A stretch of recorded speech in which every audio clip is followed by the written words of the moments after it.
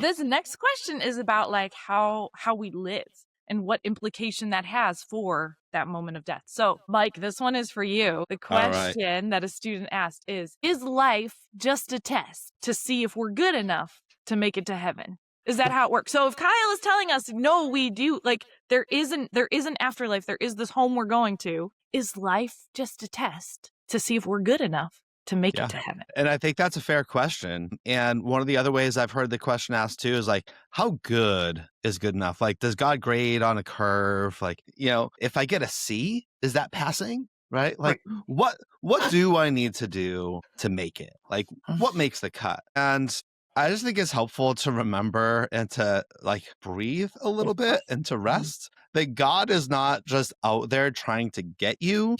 God's not walking around with a clipboard like, failed that one. No, you did pretty good over there. Good job.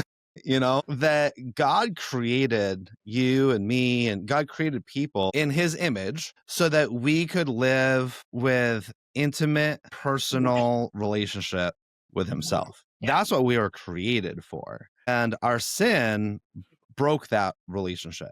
Right. So our sin created division the same way if a friend was gossiping or slandering you or, spreading rumors or like when stuff happens in relationships, separation is created.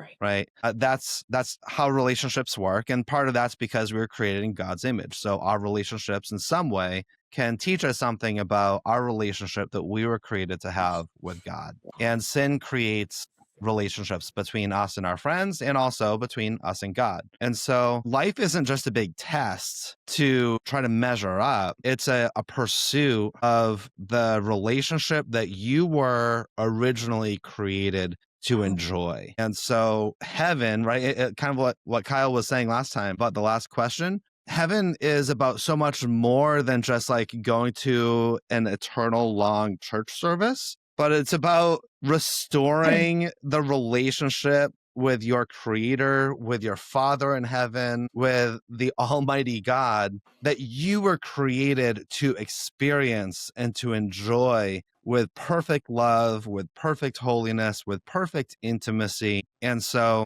yeah, it's not about you trying to measure up, but about what God has done to restore that love and affection between himself and yourself, and how he has done that through the person and work of Jesus Christ. And that's what the gospel proclaims, is that restoration that we can have in a relationship with God.